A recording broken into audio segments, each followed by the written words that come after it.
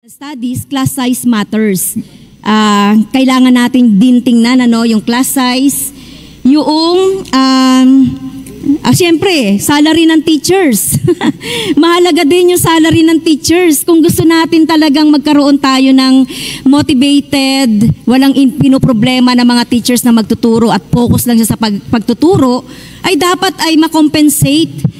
Pinakamababa po ang Pilipinas, halos nasa baba kung i-compare natin sa Southeast Asian countries. Except for Laos and Myanmar, pinakamababa na ang mga teachers natin na Filipino in terms of salary. So yan din dapat yung pag-isipan, paano natin yan mabibigyan din ng solusyon. Nakakatakot, Mr. Speaker. Marami na akong kilala, magagaling na mga teachers, pumunta na ng ibang mga bansa.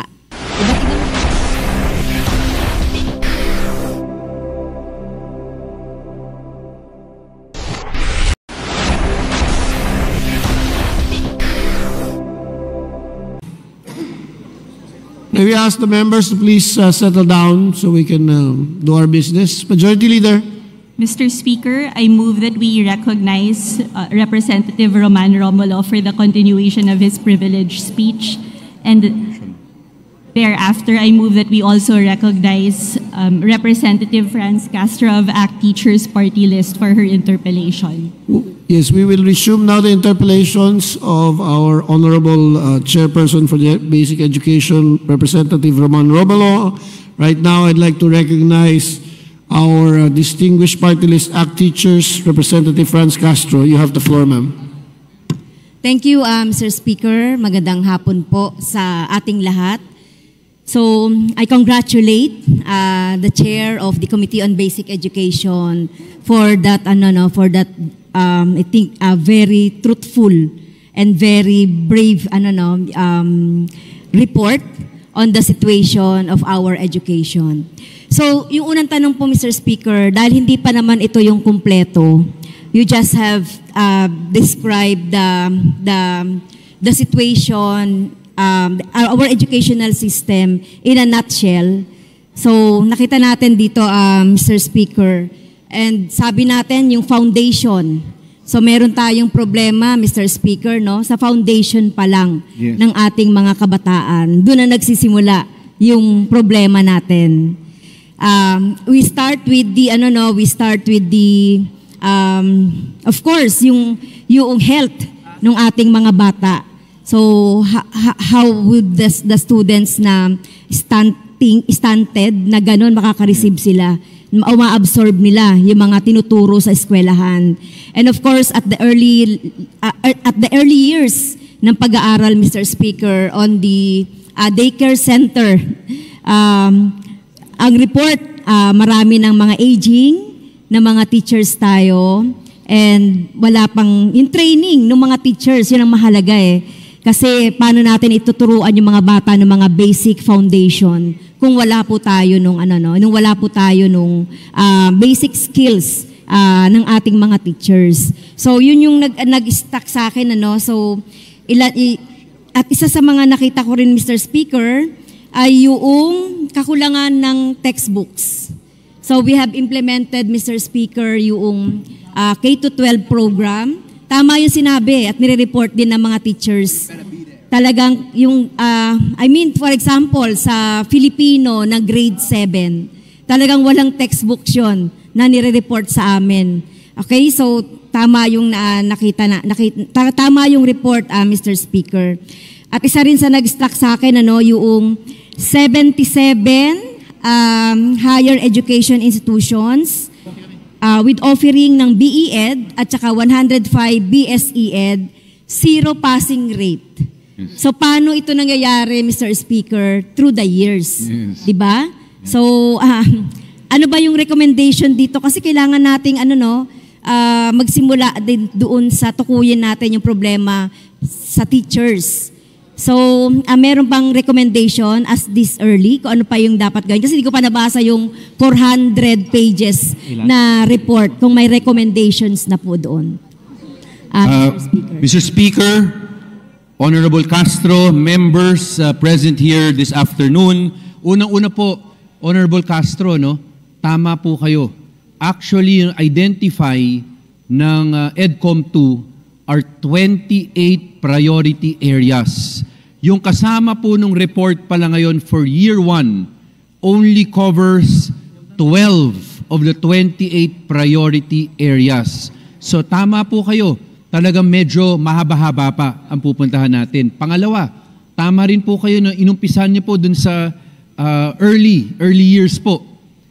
Ang totoo po niyan, base sa datos na huli namin nakita, we have about 12.5 million Filipinos under the age of 5. Alam naman po natin ng totoo, pagdating ng 3 and 4, dun pala, 3 years old and 4 years old, dun pa lamang pumapasok yung daycare system.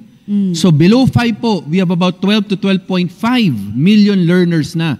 Pero, base rin sa datos na pinakita po sa amin, napakababa po ng mga enrollees kahit sa daycare pa lamang namin. In fact, in one study, ang sinabi po, less than 20% ang naka-enroll dito sa daycare centers kasi hindi naman po siya mandatory. Pangalawa po, pero ito po, Honorable Castro, dapat pag-isipan nating lahat. Sa isang isang FGD na naganap, tinanong po yung mga magulang na merong anak na 3 to 4 years old, in-enroll niyo po ba yung anak ninyo sa daycare centers natin? Alam niyo po kung ano sagot nila? Hindi. Alam niyo, may rason sila, ba't hindi nila in-enroll? Ang sabi nila, ang daycare centers po natin, more or less, 3 to 4 hours a day lang yan.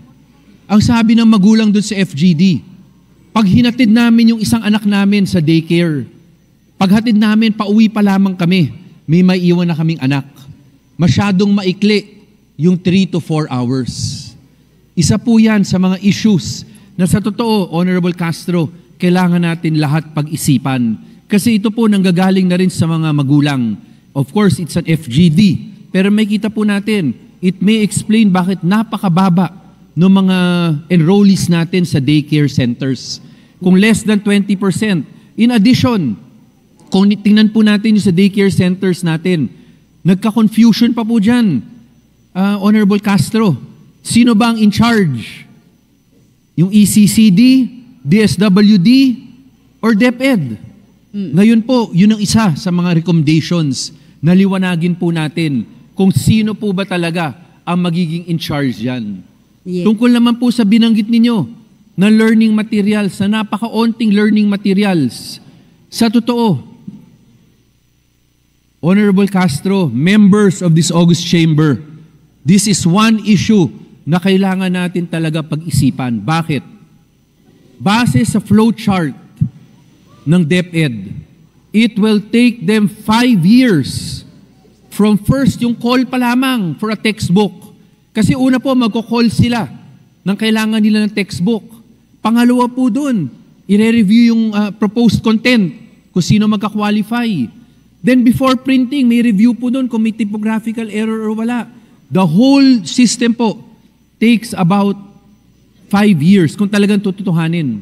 Sabi sa amin nung ibang mga resource guest namin nun, shinortcut pa nga po yan at one point eh. Yung dating review na dapat 9 months, dapat paggawa na isang curriculum, 9 months ang pinakamaikli dyan. Yung iba po, nag-call ang DepEd na dapat 6 months. Sabi nga ng mga publisher, imposible, pero syempre, gusto nilang pumasok. Pero again po, on paper, parang andali. On paper, parang 1 year, 6 months o 2 years, makakaproduce ng libro, textbook.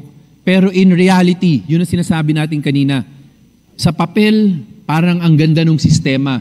Pero in actuality po, sa haba ng proseso, it will take 5 years from call to the actual delivery.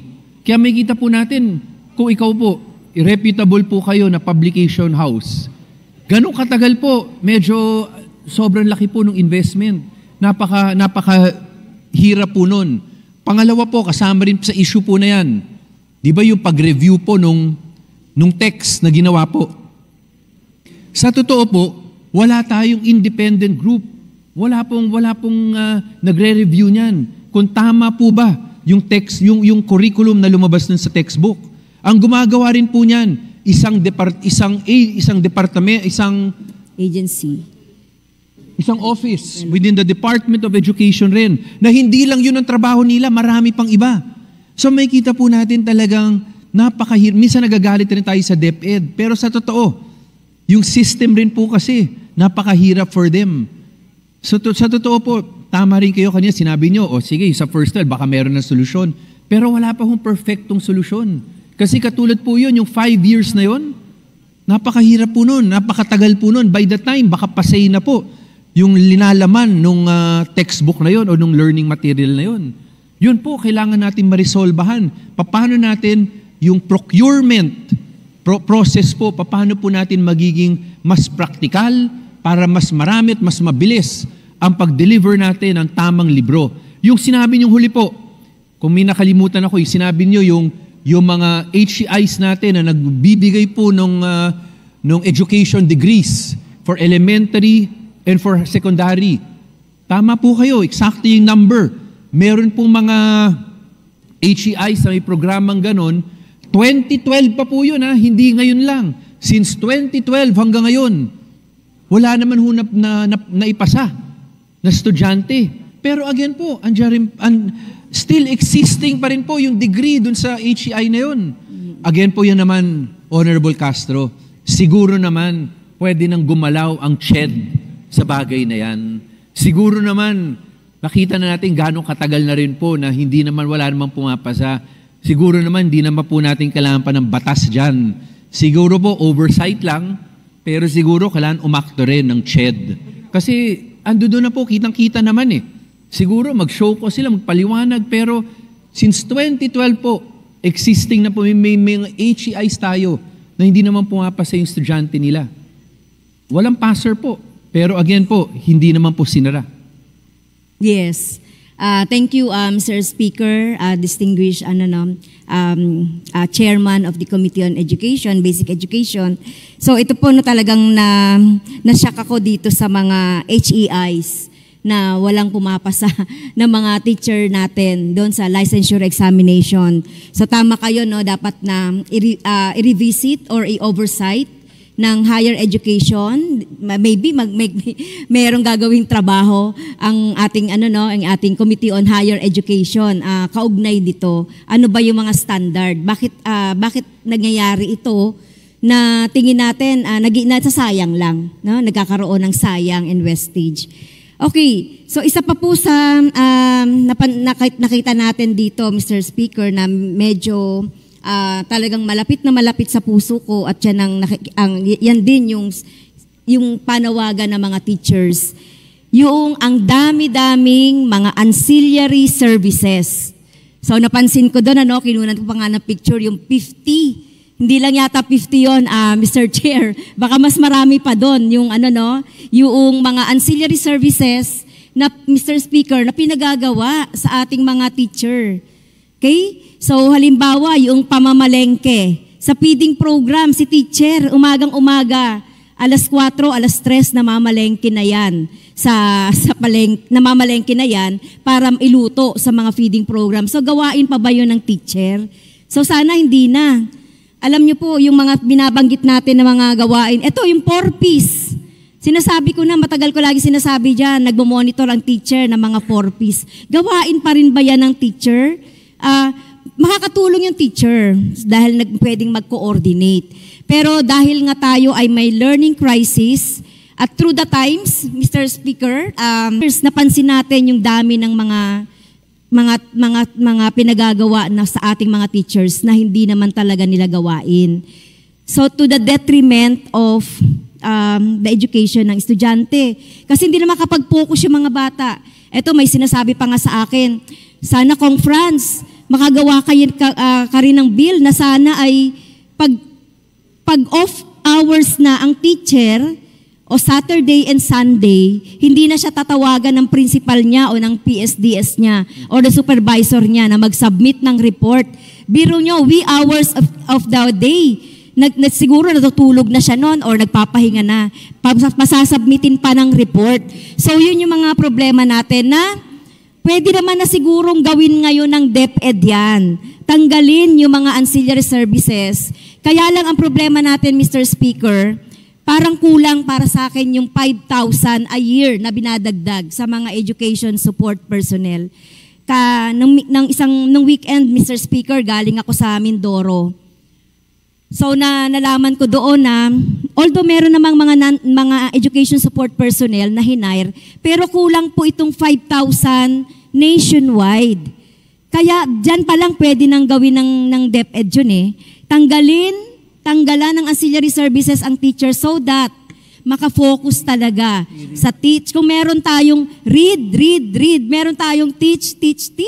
Dapat, di ba, nakapokus si teacher sa pagtuturo at hindi niya naiiwan ang mga bata dahil may report, mayroong nirarush na mga report at iba pang mga co-curricular activities na nakaka-distract din doon sa pag-aaral ng Honorable mga bata. Castro, siguro madagdagan ko lang yung sinabi po ninyo. In fact, sinabi rin po natin sa report natin kanina, yung additional 5,000 na yun, kulang, tama kayo, kulang talaga yun. In fact, in some areas po, yung na-hire, services about 3 schools. So imagine po, siguro talagang kailangan natin may sense of urgency. Kailangan pabilisin po natin itong pag-hire.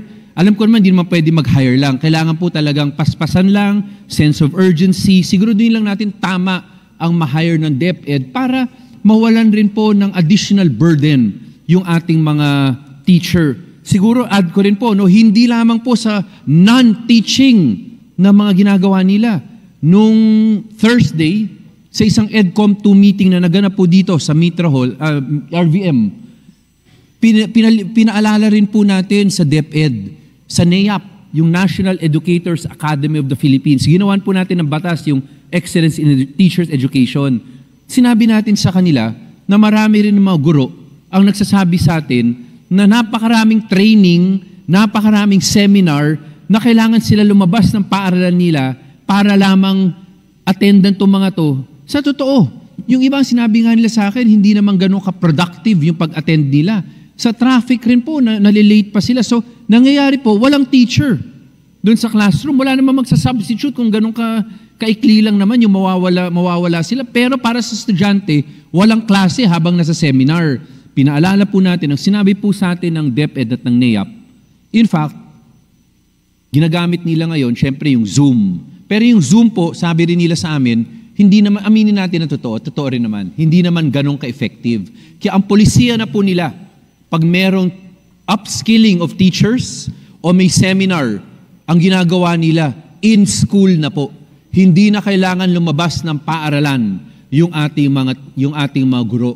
Kasi yung traffic lang, yung oras sa paglalabas, yung pa lamang po, nakakapagod na rin, nakakaubos po ng oras nila. Kaya in that respect po, no, we are looking forward that DepEd really implements it this way, na yung mga upskilling nila, yung training seminars nila, in school na, para hindi na kailangan lumabas pa yung teacher dun sa paaralan. At siguro, no, Honorable Castro, babanggit ko na rin to, remind na rin po natin ng DepEd na sa totoo po, ang pinaka-importante, tama po yan, may mga summer camp, reading camp, di ba? May mga ganyan. Learning camp. Sa totoo, okay naman yan. Pero, more or less po, a student stays in school for about 180 days. Hindi ba dapat habang nasa paaralan sila, dun sinisigurado na may reading comprehension, hindi dapat inaasa yan sa summer camps. Sa summer camps, di ba? Ito, binanggit ko na rin sa DepEd po ito. Ano po, pag may summer camp, sino tinatawag po nila doon? Di ba, teachers rin, nagbo-volunteer sila. Pero alam natin ang totoo, Honorable Castro, walang allowance na binibigay pagka may mga reading camp. Ang binibigay sa kanila, service leaves. Anong ibig sabihin nun? Gusto pa natin, mas mag-absent pa sila pag regular. Kaya pinaalala po natin sa DepEd na unang-una, you have 100 days of regular academic classes. Doon pa lamang dapat siguraduhin natin, tama, sigurado, yung curriculum, natututo yung mag-aaral. Hindi dapat may bridging pa. Wala akong problema sa bridging, pero dapat hindi tayo nagbi-bridging. Dapat sa main pa lang, natuturo natin. Pangalawa, kung kailangan talaga, huwag naman natin iwan yung mga teachers na binibigay natin sa kanila. Libreng lunch o merienda at service incentive leave. Oras rin po yung binigay nila doon. Kung gagawin lang natin yun, siguraduhin na rin natin, may budget tayo, may allowance tayo na bibigay sa ating mga teacher. Pinaalala na rin po natin sa DepEd yan. Yes, oo. So, tama, no? Ito nga yung mga learning camps na ginaganap tuwing summer. Maraming teacher talaga, ito nga yung 60 days na rest ng teacher dahil 10 months siyang nagtuturo, di ba? Ang teachers, walang sick leave yan. Wala yang forced leave. Kung magkasakit ka man, no work, no pay. At kung magkasakit ka, gagamitin mo yung iyong sick leave. Hindi ito na monetize. And even yung overtime ng teachers ay hindi rin binabayaran. Kaya talagang talagang magagawa na ito ng DepEd na sinasabi na rin niya talaga, natagalin talaga yung mga ancillary services, 'di ba, sa ating mga teachers at mag-hire ng more education support personnel. At itong mga training na to, yung feedback kay Kong Roman, Mr. Speaker, yun din po yung pinifeedback sa akin ng ating mga teachers. And ito pa, Mr. Speaker, mainit na issue ng mga teachers ngayon, speaking of in-service training na dapat ay ginagawa na ng DepEd. Pero ngayon, ang problema ng mga teachers, yung mga in-service training daw, ay hindi naman ito accredited ng PRC, so hindi magagamit nila ito for their CPD units kasi may batas tayo yung tungkol sa CPD. Bagamat repeal kami dito, repeal CPD dapat na hindi naman kailangan ng teachers natin dahil meron na yung mga training sa kanilang schools or sa DepEd. Kaya lang namumroblema tayo, itong mga in-service training na conducted sa division, sa region, even sa mga schools, ay hindi siya accredited. So isa rin yan sa mga pinoproblema ng mga teachers natin, yung sa mga yung kanilang PRC ID. Kasi ngayon, 2024, wala nang undertaking na nangyari. Ibig sabihin, yung mga ngako sila na mag-earn sila ng certain units in 3 years, so wala na rin po yung undertaking na yan. Kaya isa ngayon sa problema at dapat na solusyonan din ng DepEd ay itong mga in-service training na ngayon na ay nagaganap na ma-accredit ito sa ngayon na meron pa tayong batas sa CPD at makarenew sila ng PRC kasi malaki ang effect ng wala silang renewed na PRC ID. So yun din po yung problema natin. Aside from yung quality ng training na ginaganap, Mr. Speaker, sa ating mga regions, divisions, and schools. Honorable Castro, sa totoo po, if you remember nga pala, last December, in one of our last committee hearings, may proposal na po. Well, babanggitin ko lang yung dun sa sabi nyo nga, wala kasing overtime pay, wala yung mga bagay na yan. Di ba, bringing up natin yung issue sa mga teachers na pinapa-request natin na magturo sila, sumama sila sa summer camps. Pero hindi tayo nagbibigay ng allowance, ang binibigay natin, service incentive leave. Di ba? Yung additional, na pwede nilang gamitin yan. Sabi nyo nga, pag may sakit. Ang isang suggestion po, I think nandun kayo sa committee meeting na yan, ang sinasabi nga, kunyari, may matutuloy yung isang reading camp. Di nandun yung teacher, bibigyan ng incentive leave, di ba? Pag hindi niya ginamit yon, dapat i-monetize yun. Yun yung isa sa napag-usapan during the committee meeting. Kaya sana, Honorable Councilor, sa totoo, marami tayo dito na talagang nag-agree tayo tungkol sa mga bagay. Kasi ang gusto natin, access to quality education. Siguro, sa totoo lang, ay marami naman tayo, kung hindi lahat. Tingin ko nga lahat ng miyembro, iisa lang naman talaga yung objective. Masigurado yon, masigurado na yung ating learners ay maturuan ng mabuti at yung mga teachers naman, mapangalagaan naman po yung kanilang sitwasyon. Kaya sana po tuloy-tuloy talaga yung pagtutulungan natin sa bagay nito. Okay. Thank you po. Gusto ko pa rin basahin yung 400 pages na report ng EDCOM. At natutuwa nga ako doon sa tingin ko totoo lahat yung mga naka-report doon, no? At babasahin ko pa lahat. Hindi ko lang narinig yung tungkol mismo, Mr. Chair, Mr. Speaker, yung tungkol doon sa halimbawa yung budget.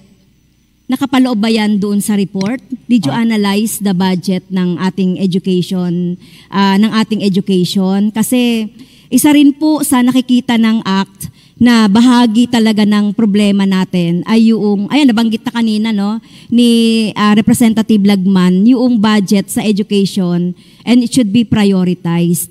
And at least po 6% of our GDP ay nilalaan dun sa education budget.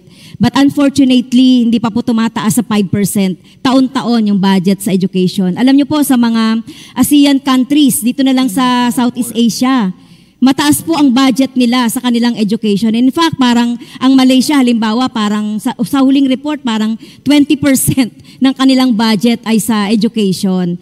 So tayo po, at meron po kasing study dyan, Mr. Speaker, distinguished colleague na Roman, na talagang budget matters, di ba? Yun talaga, no, yung budget, meron po ba tayong study dyan tungkol sa budget? Yung tungkol po sa class size, hindi rin nababanggit yung class size. Mahalaga din na pag-aralan din natin yung class size. Sabi nga sa international studies, class size matters. Kailangan natin din tingnan yung class size. Yung, siyempre, salary ng teachers. Mahalaga din yung salary ng teachers. Kung gusto natin talagang magkaroon tayo ng motivated, walang pinoproblema ng mga teachers na magtuturo at focus lang siya sa pagtuturo, ay dapat ay makompensate.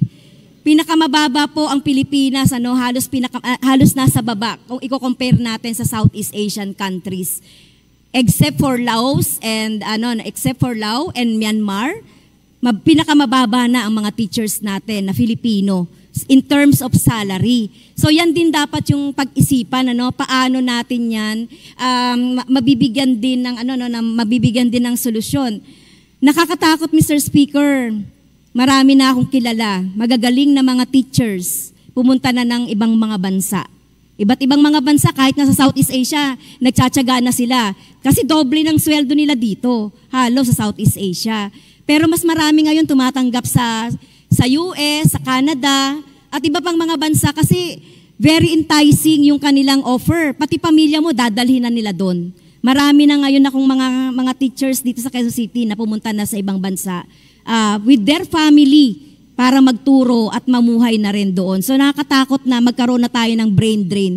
Yung ating mga magagaling na teachers ay nandoon na sa ibang bansa, pinakikinabangan ng ibang nasyon. Kaya yun, sana pag-aaral sa salary, yung ayun nga, yung budget, yung medium of instructions, at saka iba pang mga benefits po ng mga teachers. So kasama ba yan sa EDCOM? Po? Maraming salamat, Honorable Castro. Katulad ng binanggit ko kanina, there are 28 priority areas. Etong Year 1 report only covers 12. Pero para siguro maumpisahan natin, kasi governance and finance po yan eh. Sa totoo po, napakalawak po ng discussion na priority area na yan. Part yan, kasama na rin po dito sa Year 1 report, pero hindi pa yan kompleto kasi sa dami rin talaga ng napapaloob sa priority area yan. Pero mabanggit ko lang, sa kasalukuyan po sa national level, almost 4% na po sa GDP ang ginagastos po ng national government. Pero dapat po maalala rin natin, hindi pa po counted doon yung ginagamit po ng local government. Nabanggit rin po yan during the meetings ng EDCOM 2. Kaya yun, hindi naman ganun kabilis talaga yung pag-aaral po na yan dahil iba-iba po talaga yung budget ng local para makita natin talaga, lalong-lalo na sa mga area, yung kunyari urban centers like NCR, na alam natin maraming mayaman po dito ng mga lungsod, mga syudad. Gusto rin natin malaman yung SCF Manila, yung regular budget nila, magkano ang kanilang contribution in addition to the 4% of GDP na binibigay po ng national government. Sa totoo, tama kayo, budget matters.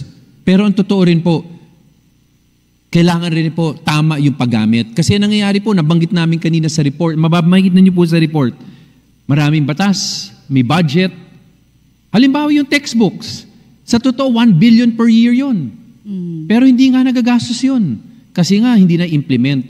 Karamihan po ng problema is implementation. Karamihan po ng problema ay yung mindset po na, kasi fragmented rin po yung education system natin eh. Dati po, isa lang eh. Meron tayong basic education, may higher education tayo, may tech voc tayo, tapos may ECCD pa rin tayo po for early years.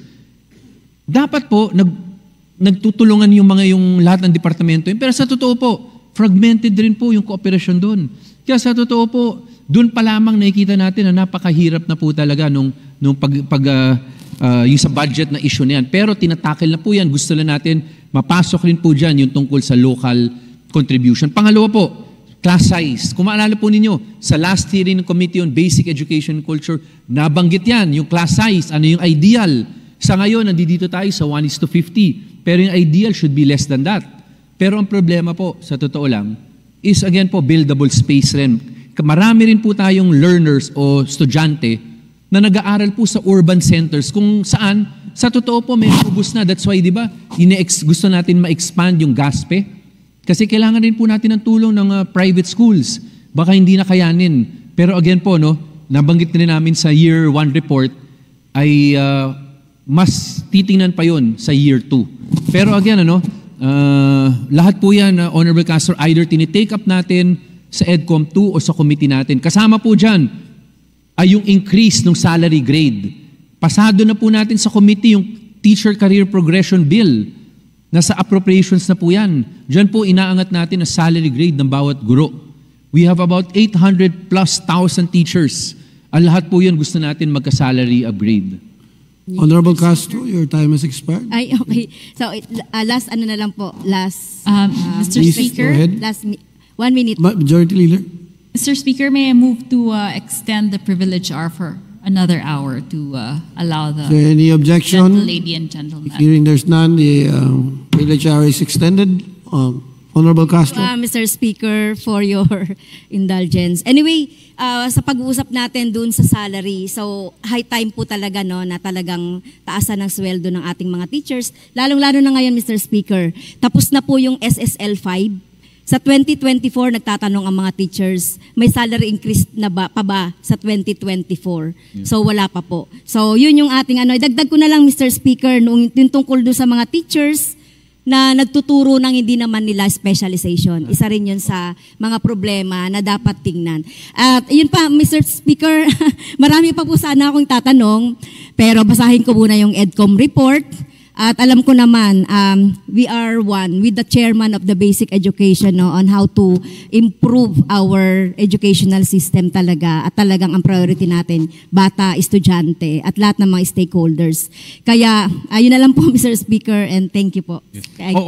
Mr. Speaker, madagdag ko lang po, sa totoo po, talagang kaisa rin tayo kay Honorable Castro. Matagal natin na pag-usapan ito sa committee. Gusto natin ma-increase yung salary grade kahit by one salary grade, lahat ng 800 plus thousand teachers natin. And it will take about 50 billion just for the first year. And in fact po, I will also take this opportunity to also commend. Nandito po yung isa sa mga principal authors ng teacher career progression, yung pag-angat ng salary grade. Honorable Asidre is one of our principal authors together with Speaker Martin. That is why po, kahit pa paano, nandito na tayo sa Committee on Appropriations. Sana po magtuloy-tuloy. First year pa lang ng implementation po, ganun kalaki yung gusto nating ilaan para sa improvement ng salary grade na to. And if you recall, Honorable Castro, di ba sa teacher career progression nga natin, kung question rin natin, pinapatanggal natin, yung mga tingin natin na napaka-subjective na mga kondisyon para ma-promote ang isang teacher. Katulad ng pagkuha ng kung ano-anong degree. Nang sabi sa atin ng iba, online na nga nakukuha yun eh. So wala naman direct relation po yun sa talagang kaalaman ng isang guro. Ang gusto po natin masigurado na talagang kung gusto natin quality education, we also have to trust our teachers. We have to give them that due respect na talagang gusto rin po nila quality education. Okay. Thank you po, Mr. Thank Speaker. you. Thank you, Franz. Thank you. Thank you, Honorable Castro. Majority Leader. Mr. Speaker, I move to recognize. Kung meron man kayong mga komento tungkol sa mga isyong ito, maaari kayong magbigay ng mga reaksyon sa comment section na makikita sa ibaba ng bidyong ito. Maraming salamat, at kung ikaw ay interesado ng mga bidyong tulad nito, mangyaring suportahan ang channel na ito sa pamamagitan ng pagpindot ng like, pag-share ng mga video at kung bago ka pa lang sa channel na ito, please subscribe sa channel na ito at pindutin ang notification bell at piliin ang all upang maabisuhan ka para sa mga paparating pang mga videos.